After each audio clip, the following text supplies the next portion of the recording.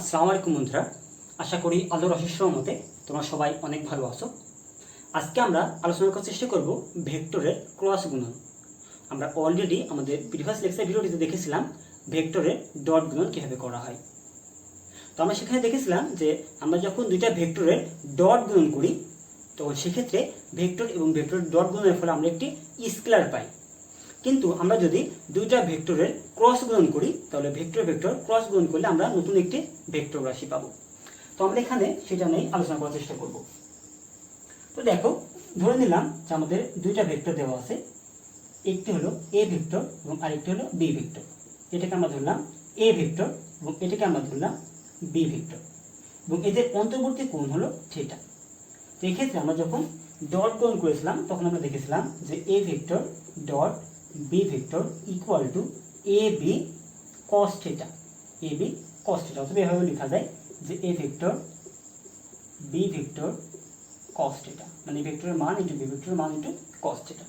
কিন্তু আমরা যখন দুইটা ভেক্টরের ক্রস গুণন করব তো সেক্ষেত্রে আমাদের মান নির্ণয় করার সূত্র হচ্ছে A vector cross B vector equal to A ভেক্টরের মান ইন্টু বি ভেক্টরের মান ইন্টু সাইন থিটা।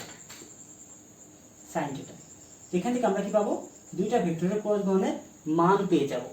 কিন্তু যেহেতু এটি একটি ভেক্টর রাশি তার মানে আমাদের শুধু মান বের করলে হবে না, এর সঙ্গে আমাদেরকে দিককেও নির্ণয় করতে হবে। তো দুইটা ভেক্টরের ক্রস গুণ করার ফলে মান এবং দিক নির্ণয় করার সূত্র হচ্ছে A vector cross B vector equal to A ভেক্টরের মান ইন্টু বি ভেক্টরের মান ইন্টু সাইন থিটা, এবং এর সঙ্গে একটি একক ভেক্টর যাকে আমরা এম ভেক্টর দ্বারা প্রকাশ করলাম। তো এক্ষেত্রে আমাদের দিক নির্ণয় করার জন্য একটি রুলস ফলো করতে হবে, যাকে বলা হয় স্ক্রু এর ডান হাতের রুল। স্ক্রু এর ডান হাতের রুল। তো দেখো, যদি এটা একটি স্ক্রু হয়, দেখো স্ক্রুকে আমরা দুই দিকে ঘোরাতে পারি। যদি ডান হাত দিয়ে ঘোরাই, ডান দিকে ঘোরাতে পারি, মানে ঘড়ির কাঁটার দিকে ঘোরাতে পারি, আবার কিন্তু চাইলে ঘড়ির কাঁটার বিপরীত দিকেও কিন্তু ঘোরাতে পারি। আচ্ছা দেখো তো, যদি আমরা একটি স্ক্রুকে ঘড়ির কাঁটার দিকে ঘোরাই, মানে ডান দিকে ঘোরাই, দেখো এই ডান দিকে ঘোরাই, তাহলে কি হবে? স্ক্রুটা আস্তে আস্তে কিন্তু ভিতরের দিকে যাবে। কিন্তু আমরা যদি উল্টা দিকে ঘোরাই, ঘড়ির কাঁটার বিপরীত দিকে ঘোরাই, অর্থাৎ বাম দিকে ঘোরাই, তাহলে কি হবে? আমার স্ক্রুটি কিন্তু আস্তে আস্তে সামনের দিকে চলে আসবে। তার মানে দেখো, আমরা স্ক্রুটাকে কোন দিকে ঘোরাচ্ছি তার উপর ভিত্তি করে কিন্তু স্ক্রুটার দিক পরিবর্তন হচ্ছে। ডান দিকে ঘোরালে, মানে ঘড়ির কাঁটার দিকে ঘোরালে স্ক্রুটি ভেতরের দিকে যাচ্ছে, আর ঘড়ির কাঁটার বিপরীত দিকে ঘোরালে স্ক্রুটি বাইরের দিকে চলে আসছে। তো আমরা স্ক্রুয়ের ডান হাতের রুলস থেকে আমরা দুইটা ভেক্টরের গুণফলের দিকটা কোন দিকে হবে সেটা নির্ণয় করার চেষ্টা করব। তো দেখো, এখানে আমাদের দুটো ভেক্টর দেওয়া আছে, একটি হলো এ ভেক্টর এবং আরেকটি হলো বি ভেক্টর। তো এই দুইটা ভেক্টর যদি আমরা গুণ করি তাহলে দিকটা কোন দিকে হবে? আচ্ছা দেখো, আমাদেরকে তাহলে দেখতে হবে যে এ ভেক্টর থেকে বি ভেক্টর যেতে কোন দিক দিয়ে গেলে আমাদের কম দূরত্ব অতিক্রম করতে হবে। তো দেখো, আমরা যদি এখান থেকে বি এর দিকে যাই আমাদের এতটুকু দূরত্ব অতিক্রম করতে হবে, কিন্তু আমি যদি এই রাস্তা দিয়ে যাই তাহলে আমাদেরকে কিন্তু অনেক বেশি দূরত্ব অতিক্রম করতে হচ্ছে। তার মানে দেখো, আমরা যদি ঘড়ির কাঁটার বিপরীত দিকে যাই, ঘড়ির কাঁটা চলে এই দিকে, কিন্তু আমরা যদি ঘড়ির কাঁটার বিপরীত দিকে যাই তাহলে সেক্ষেত্রে কিন্তু আমাদেরকে কম দূরত্ব অতিক্রম করতে হচ্ছে। তাহলে দেখো, আমরা কি করব? ঘড়ির কাঁটার বিপরীত দিকে যাব, তার মানে কি আমাদেরকে বাম দিকে ঘোরাতে হবে। আর আমরা জানি যদি বাম দিকে ঘোরাই তাহলে কি হবে? আমাদের যদি বাম দিকে ঘোরাই তাহলে আমাদের স্ক্রুটা আস্তে আস্তে বাইরের দিকে চলে আসবে। তার মানে স্ক্রুর দিক হবে কোন দিকে? বাইরের দিকে। আবার যদি এমন হয় যে আমাদের এটা হলো আমাদের এ ভেক্টর আর এটা হলো আমাদের বি ভেক্টর, এটা হচ্ছে অন্তর্বর্তী কোণ থিটা। তো এক্ষেত্রে দেখো, আমরা যদি এ থেকে বি এর দিকে এই রাস্তা দিয়ে যাই, অর্থাৎ ঘড়ির কাঁটার দিকে যাই, তাহলে আমাদেরকে কম দূরত্ব অতিক্রম করতে হবে, অর্থাৎ এদিকে এদিকে। তার মানে আমি ঘড়ির কাঁটার দিকে যদি ঘোরাই স্ক্রুকে, তাহলে স্ক্রু কি হবে? আস্তে আস্তে ভিতরের দিকে চলে যাবে, অর্থাৎ এক্ষেত্রে স্ক্রুর দিকটা হবে ভিতরের দিকে। তো আমরা এটা বুঝে আমরা দুইটা ভেক্টরের মান এবং দিক নির্ণয় করার চেষ্টা করব। তো দেখো, আমরা ধরে নিলাম আমাদের একটি ভেক্টর দেওয়া আছে এই ভেক্টর, যার মান হলো A X I vector plus A Y J vector plus A J K vector, এবং আরেকটি ভেক্টর দেওয়া আছে বি ভেক্টর, যার মান দেওয়া আছে B X I vector plus B Y J vector plus B J K vector. তো আমাদেরকে যদি বলা হয় যে এই দুটো ভেক্টরের ক্রস প্রোডাক্ট, মানে ক্রস গুণন করতে, তাহলে সেটা আমরা কীভাবে করতে পারি সেটা আমরা এখন দেখার চেষ্টা করব।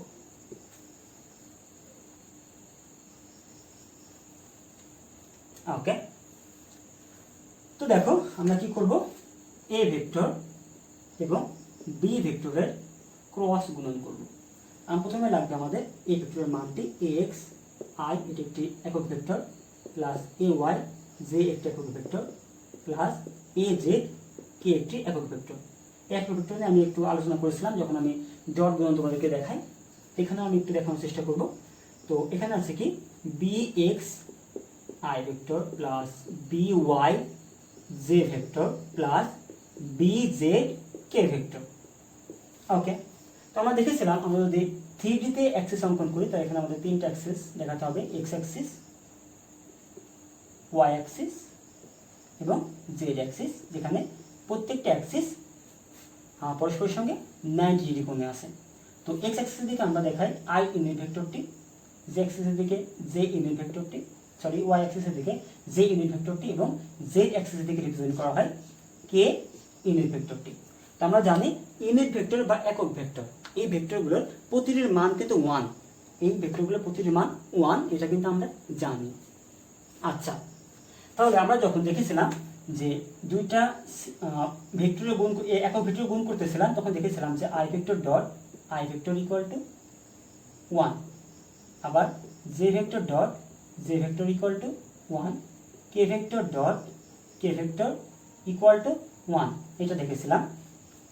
এবং আমরা দেখেছিলাম যে শুধুমাত্র এই তিনটা গুণ করলে 1 হবে, মানে আই ভেক্টরের সঙ্গে আই ভেক্টর, জে ভেক্টরের সঙ্গে জে, কে এর সঙ্গে কে, অর্থাৎ সিমিলার টাইপ ভেক্টরগুলো, ইউনিট ভেক্টরগুলো গুণ করলে 1 হবে।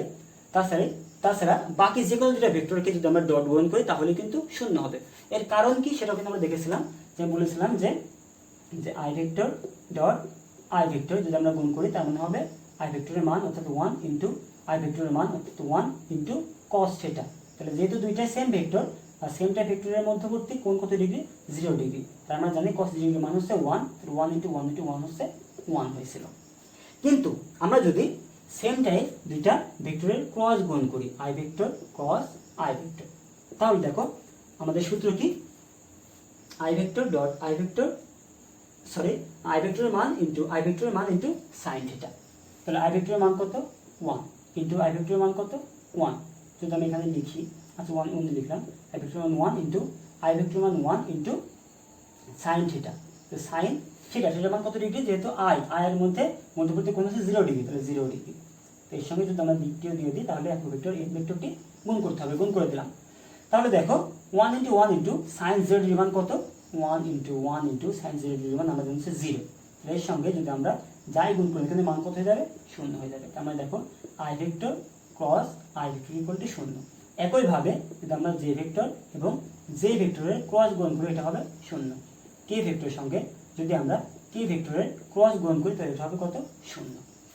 তো আমরা দেখেছিলাম যে সিমিলার টাইপ দুইটা ভেক্টরের ডট গুণ করলে হয় 1, কিন্তু সিমিলার টাইপ দুইটা ভেক্টরের ক্রস গুণ করলে হবে 0। কারণ কি, কারণ হচ্ছে সিমিলার টাইপ দুইটা ভেক্টরের মধ্যে মধ্যবর্তী কোণ হচ্ছে 0, আর cos 0 ডিগ্রি মান হয় 1, তাই 1 হয়ে যায়, কিন্তু sin 0 ডিগ্রি মান হয় 0, তাই 0 হয়ে যায় গুণফলটি। আচ্ছা, এখন আমরা দেখব যে বিপরীত ক্ষেত্রে কি হয়। যেমন ধরো আমরা যদি আই ভেক্টর এবং জে ভেক্টরের মধ্যে ক্রস গুণ করি তাহলে আসলে কি হবে, তাহলে আই ভেক্টর মান হচ্ছে 1 ইন্টু জে ভেক্টর মান হচ্ছে 1 ইন্টু সাইন কত ডিগ্রি, আই ভেক্টর এবং জে ভেক্টরের মধ্যবর্তী কোণ হবে 90 ডিগ্রি, 90 ডিগ্রি।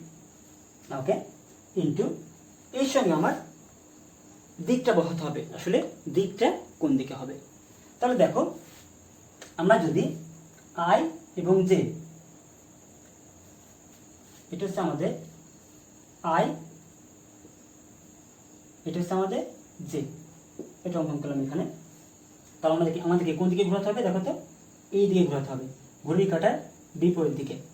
তো যদি ঘড়ির কাঁটার বিপরীত দিকে ঘোরাই, যদি ঘড়ির কাঁটার বিপরীত দিকে আমি ঘোরাই, মানে ঘুরেছি এই দিকে ঘোরাচ্ছি, ঘড়ির কাঁটার দিকে, সরি বিপরীত দিকে, ঘড়ির কাঁটার বিপরীত দিকে, যদি ঘড়ির কাঁটার বিপরীত দিকে ঘোরাই তাহলে কি হবে, আমার স্ক্রুটি বাইরের দিকে চলে আসবে। আমাদের বাইরের দিকে কি আছে বলো তো, বাইরের দিকে আছে জেড, আর জেড অ্যাক্সিস বরাবর কি আছে, কে ভেক্টর, তার মানে দিক হবে কি কে ভেক্টর, কে ভেক্টর।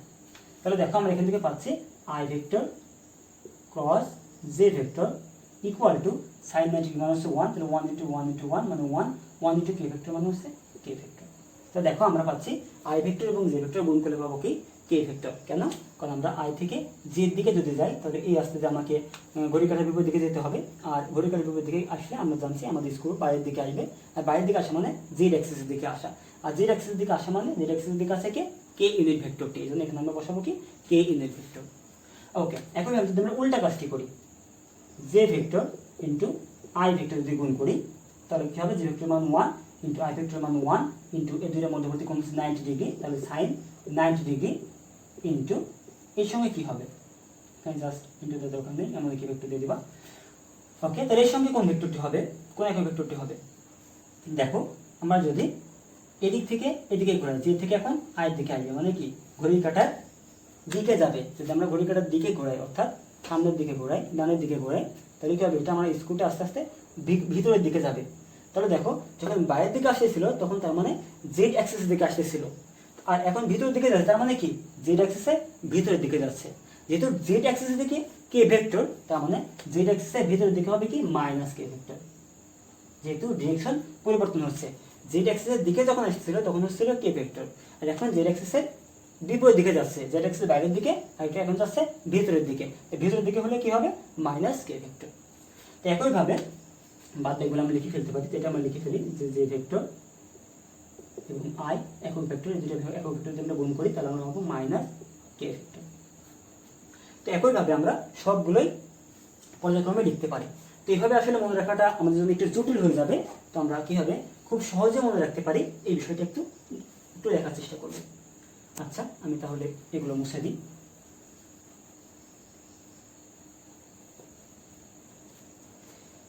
আচ্ছা, তাও আমরা তো এটা খুব সহজে মনে রাখতে পারবো যে ডট গুণনের ক্ষেত্রে সিমিলার টাইপ ভেক্টরগুলোর ডট গুণ হবে কত 1, কিন্তু ক্রস গুণনের ক্ষেত্রে সিমিলার টাইপ ইউনিট ভেক্টরগুলোর ক্রস গুণ হবে কত 0। কারণ কি এদের মধ্যবর্তী কোণ 0 ডিগ্রি আর সাইন 0 ডিগ্রি মান হচ্ছে 0।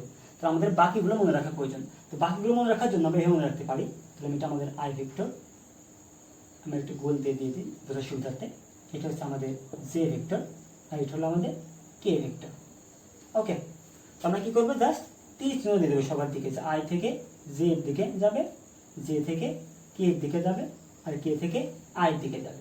যদি সর্বদা এই দিকেই ঘুরে, মানে আমি যেমন তীর চিহ্ন দিয়েছি আই থেকে জে এর দিকে, জে থেকে কে এর দিকে এবং কে থেকে আই এর দিকে, যদি এইভাবেই ডিরেকশন পরিবর্তিত হয় তাহলে সেগুলো পজিটিভ হবে। কি হবে দেখো, আমরা যদি আই সঙ্গে আই ভেক্টরের সঙ্গে জে ভেক্টর গুণ করি, আই ভেক্টর জে ভেক্টর, দেখো আই থেকে জে দিকে কিন্তু যাওয়ার রাস্তা আছে, তীর চিহ্ন আছে, তাহলে কি হবে পরবর্তীটা হবে অর্থাৎ কে ভেক্টর হবে।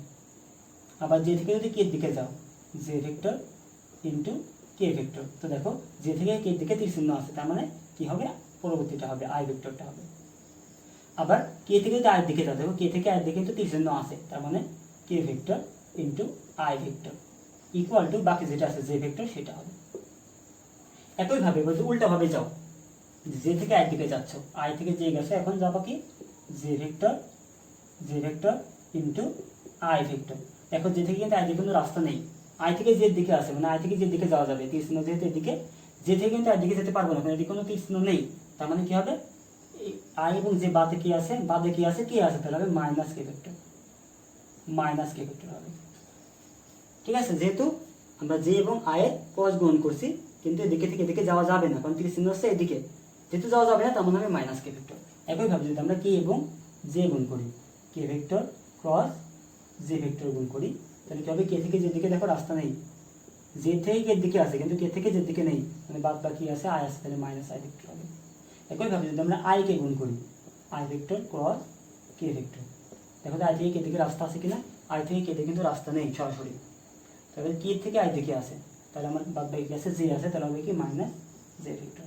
এভাবে তোমরা খুব সহজেই মনে রাখতে পারো যে আমরা আসলে কিভাবে দুইটা ইউনিট ভেক্টরের ক্রস গুণন করতে পারি। ওকে, এখন আমরা ওই সূত্রগুলো ব্যবহার করে এই দুইটা ভেক্টরের ক্রস গুণ কিভাবে করা যায় সেটা দেখব।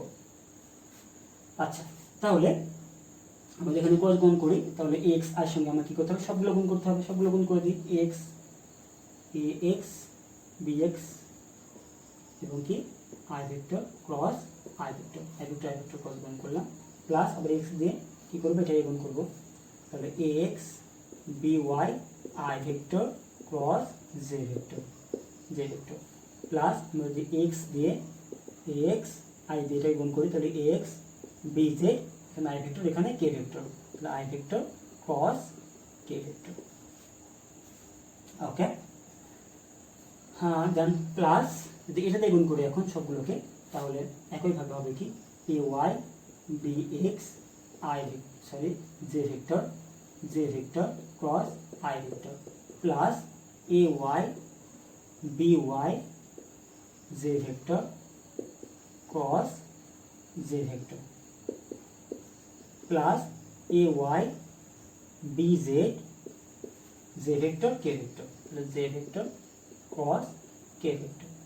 আমার জায়গা নেই বলে আমি নিচে লাইনে লিখছি, তোমার চাইলে এক লাইনে লিখতে পারো, সমস্যা নেই। আচ্ছা, এবার আমি এ জেড কে দিয়ে গুণ করবো, তাহলে এ জেড দিয়ে গুণ করি, তাহলে বি এক্স আর এখানে কে ভেক্টর, এখানে আই ভেক্টর, তাহলে K vector cross I vector plus A Z B Y K vector cross J vector plus A Z B Z K vector cross K vector এক্ষেত্রে আমরা দেখবো যে similar type unit vector গুণ হয়েছে কোথায় কোথায়, এই যেখানে হয়েছে, তাহলে এটা কি হবে, শূন্য হয়ে যাবে। আর কোথায় হয়েছে, এখানে হয়েছে, তাহলে এটা শূন্য হয়ে যাবে। আর কোথায় হয়েছে, এখানে হয়েছে, তাহলে এটা শূন্য হয়ে যাবে। আমরা জানি যে সিমিলার টাইপ ভেক্টর গুণ করলে কি হয়ে যায়, ক্রস গুণ করলে শূন্য হয়ে যায়, তাহলে শূন্যের সঙ্গে যা গুণ করবো শূন্য হয়ে যাবে। তাহলে থাকলো আমার বাকিগুলো। আচ্ছা, আমি এটা এখন উপরগুলো মুছে দিই, উপরগুলো মুছে দিতে পারি এখন আমি।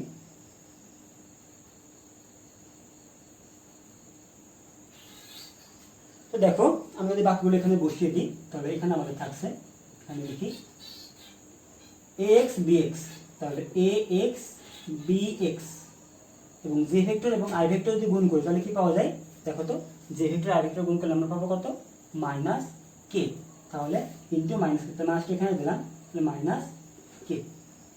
আচ্ছা, দেন কি বাকি আছে আমাদের, সরি আমরা এটা আগে লিখবো, এটা আমাদের বাদ পড়েছে।